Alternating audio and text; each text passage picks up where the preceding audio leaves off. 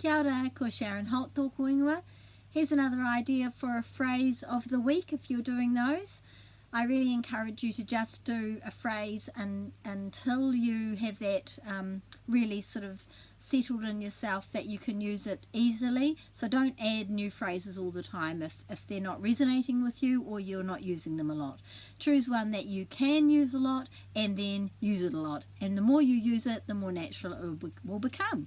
So here's another idea if you want to. It's from our book Taku Mōkai, which means my pet. So in this one we're talking about each pet and what their name is, and then on each of the second pages we're talking about what the child does for the pet. So in this sentence it's that he's cleaning out the bird's cage, and this is the phrase I'm talking about, ia rā, ia rā. So this is a phrase that you will often hear in Māori sentences, ia rā, and that means every day.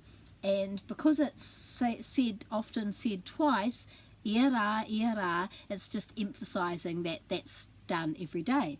So you could use ia rā when you're talking about something that happens every day. Another way you could do that is ia pō.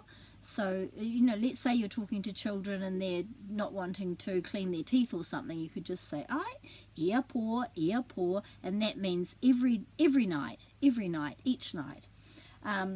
Ia wiki, every week, ia wiki, and perhaps even every year, ia tau, but mainly people say ia rā. So I thought that I would just give you that as an idea. That might be something that appeals to you as a phrase to add to your kete, especially if you're wanting to encourage children that there are certain things that they do every day. Ia rā. Ka kite.